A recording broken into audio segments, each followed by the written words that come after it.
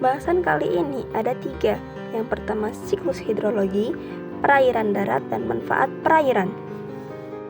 Apa itu hidrosfer?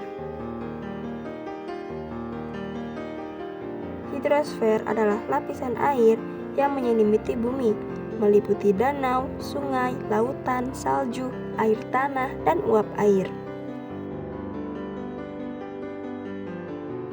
Siklus hidrologi dibagi menjadi 3. Yang pertama siklus pendek, yang kedua siklus sedang, dan yang ketiga siklus panjang. Siklus pendek terjadi karena air laut mengalami evaporasi lalu menjadi uap. Uap tersebut tertiup angin lalu mengalami kondensasi, berkumpul dan membentuk awan, dan naik ke atmosfer. Kemudian awan yang ada di atmosfer menjadi besar. Awan yang semakin besar mengandung butiran-butiran es. Butiran es itu tercipta karena awan tersebut berada di atmosfer yang suhunya lebih rendah daripada di daratan.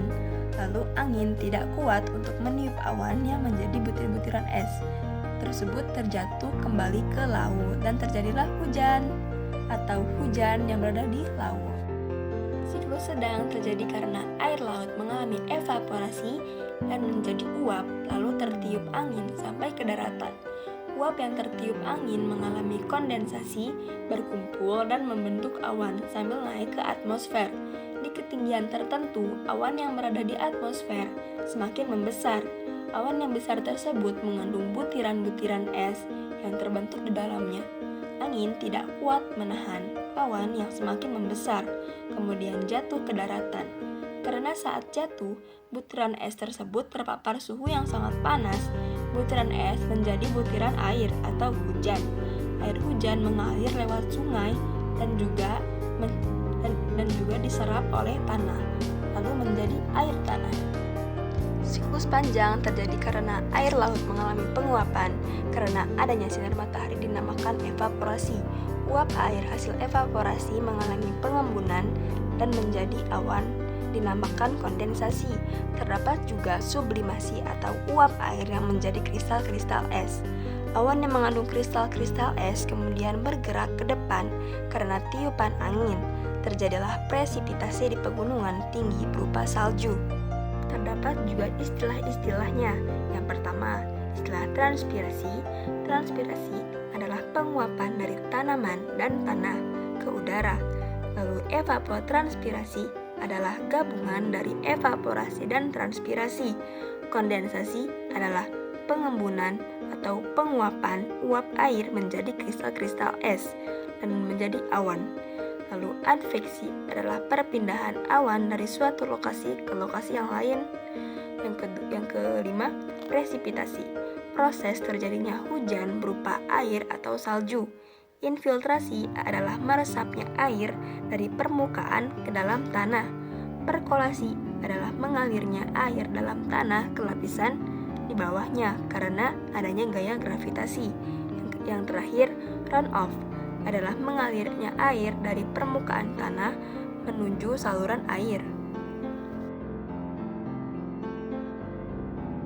Jenis-jenis sungai berdasarkan sumbernya ada 3. Yang pertama sungai mata air, sungai gletser, dan sungai campuran.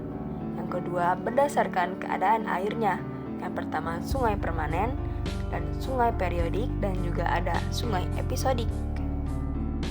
Jenis-jenis danau berdasarkan jenis airnya ada 2. Yang pertama danau air asin, danau air tawar. Yang kedua berdasarkan terbentuknya ada danau tektonik, danau vulkanik, dan danau karst. Danau adalah tempat berkumpulnya air pada cekungan tertentu yang berasal dari air hujan, sungai, gletser, air tanah maupun mata air, dan sudah ada perbedaan suhu pada air tersebut. Air tanah adalah bagian air yang berada di bawah lapisan tanah dan berada di atas lapisan kedap air. Kedalaman air tanah tidak sama di setiap tempat.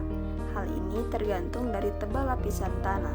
Asal air tanah sebagian besar dari air hujan yang meresap ke dalam lapisan tanah. Jenis-jenis air tanah terbagi ke dalam 2. Yang pertama, berdasarkan kedalaman airnya, ada air tanah dangkal dan ada air tanah dalam. Yang kedua, berdasarkan asal airnya, ada 3. Ada air Vados, air Hasin, dan air Juvenil.